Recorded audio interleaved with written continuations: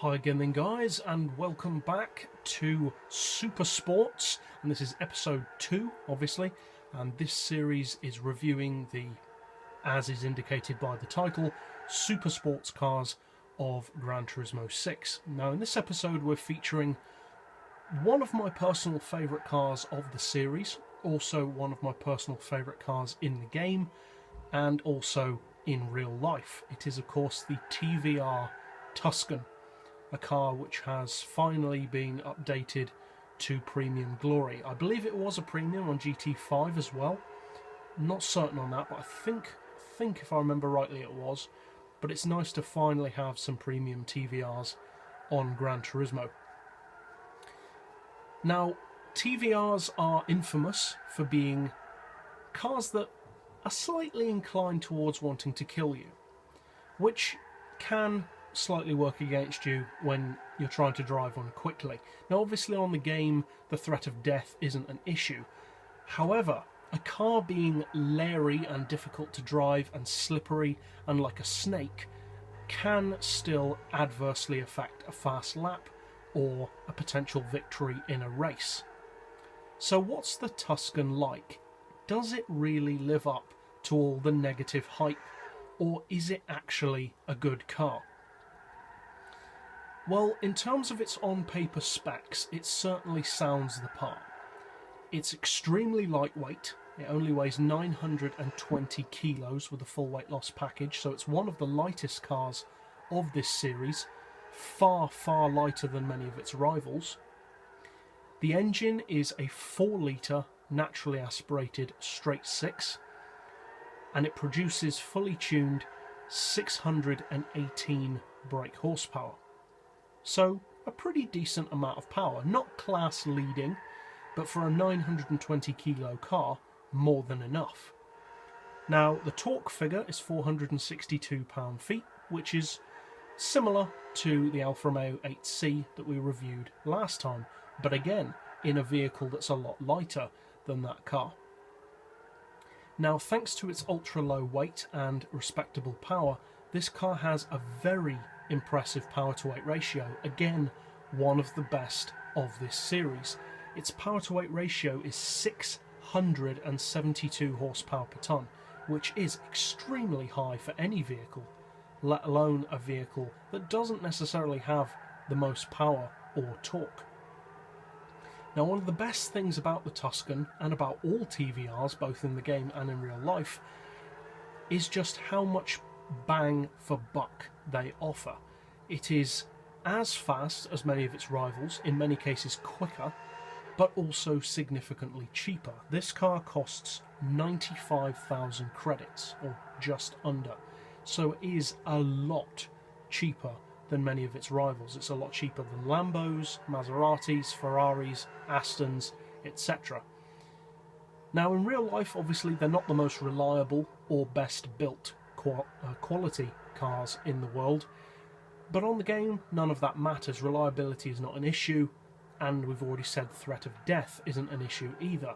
So on the game we get to actually focus on all the good points of a TVR, and I have to say, contrary to what many people may think, there are actually plenty of good points to focus on.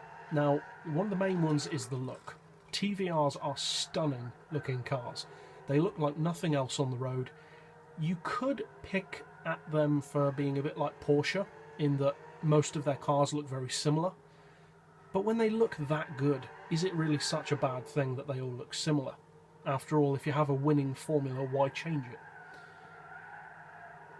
But in terms of performance, what does it have to offer? Well, in a straight line, it's more than a match for its rivals. 0 to 60 is as quick, if not quicker, than supercars, so definitely more than a match for super sports cars, and the top speed is in the 250 mph region, so again, more than enough to fend off competition in the super sports category. The handling is actually a lot better than you'd think if you haven't driven a Tuscan on the game before.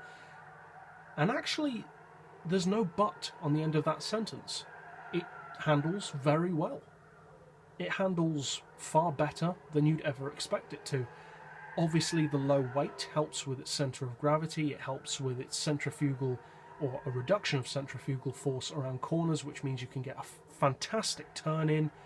You point the car and go wherever you need to go. Now obviously you can make it drift, but you can make any car drift, so that's not a negative point against it, and this car will give you fast laps. That is just a fact.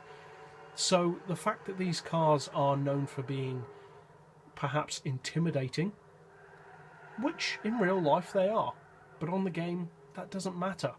And as we said before, you can focus on the great things about the car, and the great things are its low weight, high power package that's affordable, great looking, and the most important thing is it is more than a match around the track for any of its rivals.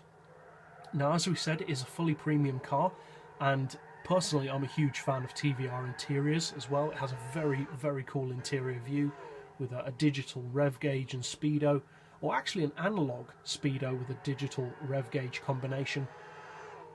And it's just, there's no real downside to the car, to be honest. I'm sure a newer driver may find it a bit more challenging, but to be honest, the thing about a TVR is the challenging thing about them is not the power. The challenging thing is the weight. Because they are so light, people don't expect a car of this kind of performance, especially a street car, to be as light as they are, and because of that it catches people off guard, because the car floats around on the road a lot more than you'd expect it to. Now on the game, again, that's not an issue, so you can really enjoy all the benefits of a TVR, of which there are many.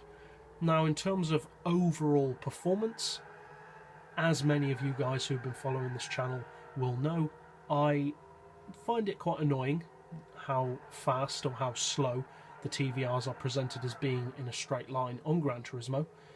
But as we said, it's still around a 240, 250 mile per hour car, so it's not slow, strictly speaking. It's just not as quick as I believe they should be. So overall, it's pretty hard to fault the package of the Tuscan. It's one of the best TVRs all round, certainly one of the best looking, and more than a match for any of the other cars in this series. So if you haven't tried the Tuscan before, which I don't think many people won't have tried this before, but if by some chance you haven't, I would definitely recommend that you give it a try. And that's it for this episode, so I'll see you guys next time, and as always, thanks for watching.